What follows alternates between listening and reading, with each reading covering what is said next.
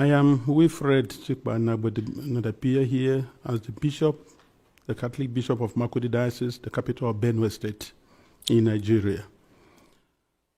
I am the shepherd of one of the 4 dioceses, Catholic dioceses in Benue. We have others, Anglican, Methodist, and Pentecostals, which certainly Benue State has a population of about 6.1 million people, 2 million of whom are those under my care as the bishop of the diocese. Benue State is about 98% Christian, with very few Muslims living in towns. Nigeria and eventually my diocese and the state of Benue have become, in recent years, one of the most dangerous and insecure places for Christians. Christians and Muslims are nearly evenly divided among Nigeria's large population of over 200 million persons. Islamist extremists are fiercely contesting the possession, control, and governing law of the land, especially in the country's northern and central regions, the latter of which is where Benue is located. There are constant ethnic, political, and religious conflicts over land and allegiance. Constitutionally, we are a secularist country, but our unity has been fragile. Political and religious actions and even public speech have been carefully managed to avoid accusations of religious bias and political tensions. Today, the clear influence of Islamist extremists has changed the traditional social dynamics of tribe, ethnicity, religion, and the social status in Nigeria. Because just recently, at the beginning of the Ramadan fast, 12 states in northern Nigeria have declared closed schools so that they attend to this. And you can imagine, which other country in the world does that? Saudi Arabia is not doing it. Afghanistan is not doing it. Baghdad is not doing it, but then Nigeria is practicing. What kind of Islam are they practicing? 12 states, and not only Muslims are living in these places. What happens with the educational program or curriculum of the country? But this is what we are going through every day in Nigeria. A long-term Islamic agenda to homogenize the population has been implemented over several presidencies through a strategy to reduce and eventually eliminate the Christian identity of half of the population. This strategy includes both violent and non-violent actions, such as the exclusion of Christians from positions of power and adoption of such church members, the raping of women, the killing and exploitation of Christians, the destruction of churches and farmlands of Christian farmers, followed by the occupation of such lands by the Fulani herders, and also changing the names of these villages. They are taking over the places, so you clearly see an expansionist approach and Islamic, and then they are making the people now flee and leave their villages, and they conquer it. The quest to Islamalize the land appears high on the agenda of some of the powerful and influential Muslims in Nigeria. There is a campaign to take land to spread Islam, and there is the hemorrhaging of Christian farmers from the central region of Nigeria and Benue State, and Makurdi Diocese in particular, as they are forced to abandon fertile lands that use to feed the nation, which classify Benue as the food basket of the nation. Militant Fulani herdsmen are terrorists destroying society. They steal and vandalize, they kill and boast about it. They kidnap and rape, and they enjoy total impunity from the elected authorities. None of them have been arrested and brought to justice. This is supported by the corrupt system in which we operate and the abject poverty among us, which allow the criminals to easily attract more recruits and prey on more victims. Why is this happening? Is it really a religious war? Like in the past, many jihadists are motivated less by religion than by spoils of war and use their religion to impose themselves.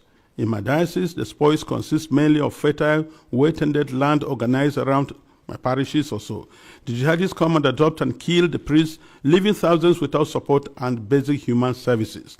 And of course, when they disperse the people, the inhabitants, or the citizens, or the people of the lands, they take over. And any attempt to go back and take care of your farms, surely you get killed. The Makurdi Diocese in Benue State has been the epicenter of the invasion by these herders, who are more like hired guns of cattle oligarchies, who manipulate religion to rally the headers to eliminate the Christian population and cleanse the land in the name of Islam. This objective is behind the relentless attacks against Benue's villages. When we call for help to the police and the army, they do not come. At the end of 2024, several villages were warned by the attackers of the upcoming violence, and the leaders called the police for defense ahead of time, but they did not come, and the Christian massacres, almost customary, took place, killing hundreds in Plateau and Benue, with the worst massacre claiming 47 people. The militant also burned down the 8 Catholic churches of St. Mary's Parish in the Diocese of Boko, which in Benue State, as well as the parish house, clinics, schools, and other houses. The militant Fulani herdsmen bear on defenseless villagers without consequences. They follow orders to conquer, kill, and occupy. They attack even those who have managed to escape into our IDP camps. Thereby, they have no place to run to. And it is unfortunate that the police system in Nigeria, orders have to come from above. And such that once there's a call, and they say they have never responded. And by the time they arrive, these people have left, and the people are now living in the pool of their blood. What I have recounted above is happening not only in Benue State. I believe our experience in Benue is symptomatic of what is happening elsewhere in large parts of Nigeria. The experience of the Nigerian Christians today can be summed up as that of a church under Islamist extermination. It is frightening to live there.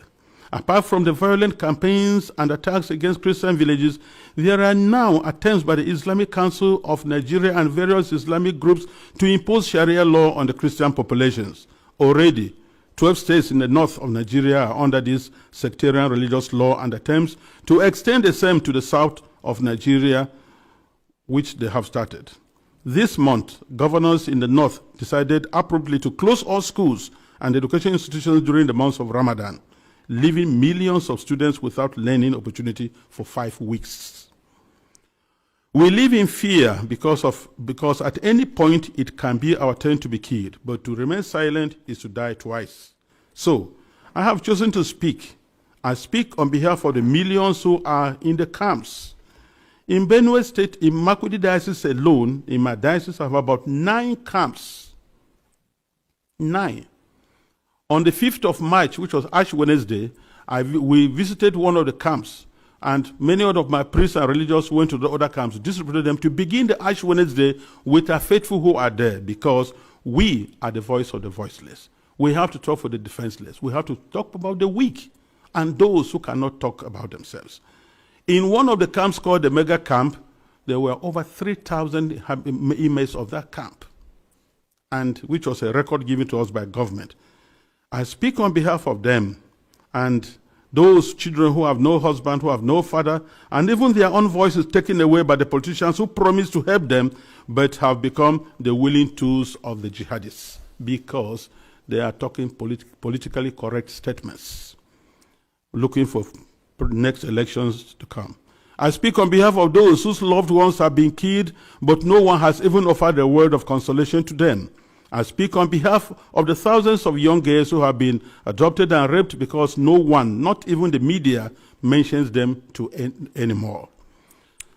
Foremost, I speak on behalf of my flock who are unable to worship freely and unable to return to their ancestral farms and homes because that land has been ruthlessly taken from them by the armed herdsmen. And where they say they want to live in peace with the natives, if you must farm, you have to pay tax to hire the land which belongs to you.